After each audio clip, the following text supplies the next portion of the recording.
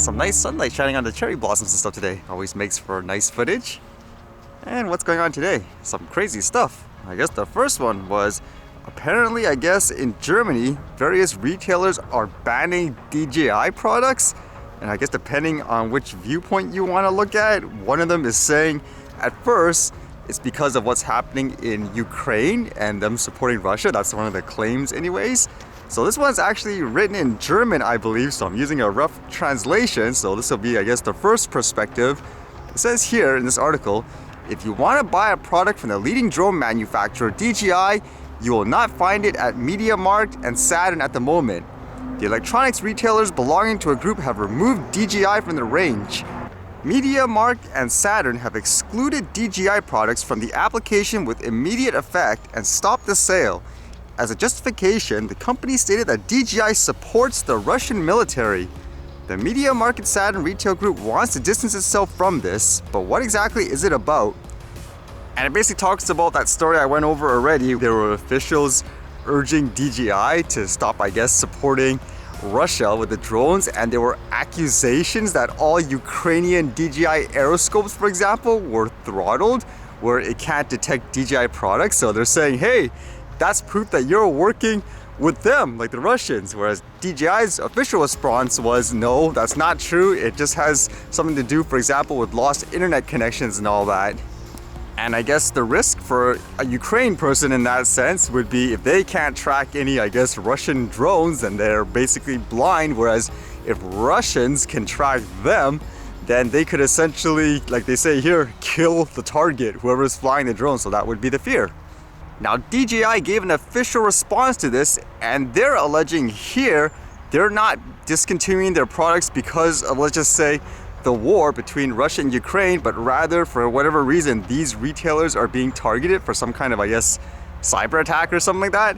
This one says, we are aware that on 24 and 25 March, social media accounts of our business partners were subject to what appeared to be a coordinated campaign making false allegations against DJI via thousands of spam messages containing the same content. We take this development very seriously. As a matter of precaution, one of our partners suspended all sales of DJI products while evaluating the situation in close cooperation with DJI. And they bring up that point that was brought up before, where their products aren't military oriented. It says here, DJI promotes civilian drone applications that benefit society. In addition to bringing new tools to aerial photographers and filmmakers, we see more and more firefighters, search and rescue teams, and other public safety agencies around the world using our products to save lives. We do not support any use of our products that harms people's lives, rights, or interests. As we have always reiterated in our products' terms of the use and other public statements, we do not provide technical support when military use of our products is identified. I guess that's their version of the story. Would you believe it? I do find it a little weird where they say they're against things like what? People violating others' rights? How about like recreational people being able to fly drones? I guess if they're not doing anything wrong, but they have like their geofence system, which in many ways isn't proper in terms of, let's just say, local laws in general, while at the same time it does promote over-the-top regulations when people are just flying, let's just say, really low around trees and all that in their own property. So that's kind of odd in general. But other than that, I guess we'll see what happens. Lots of companies having to, I guess, boycott various countries and all that just because of the war. And while things aren't back to normal, it makes you wonder, are stories like these an indication that things are, quote, going back to normal? Because when you keep reading stories about like what celebrity scandals and all that, it makes you wonder. And this was everywhere, literally everywhere. Apparently yesterday during the Oscar Awards, Chris Rock was basically making a joke about Will Smith's wife, how she's bald currently. And so he basically said he's looking forward to seeing her, for example, in the movie G.I. Jane 2. Now, at first, it looked like just from the footage, Will Smith chuckled at it, but she did not take it very well. And then right after you see Will Smith go up on stage, you'd think it was scripted, but he basically smacks him. Some people say it was a punch, but it looks like a really hard smack.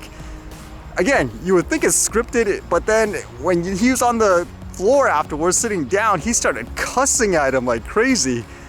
Now, apparently people are divided over this, where some are arguing it's justified to essentially, I guess you could say, assault him, whereas others are saying that is completely inappropriate. And just reading into it a little further, apparently his wife has a condition called alopecia. And what that is it affects people's hair growth. So I would imagine, just based on the pictures here, perhaps she has a couple of spots on her head that can't grow hair. So because of that, she just decided to shave it all off. So with that perspective, you could say you're essentially making fun of someone with a health condition. So that is a line that can't be crossed. So would you say it's justified for him to hit the person in that sense?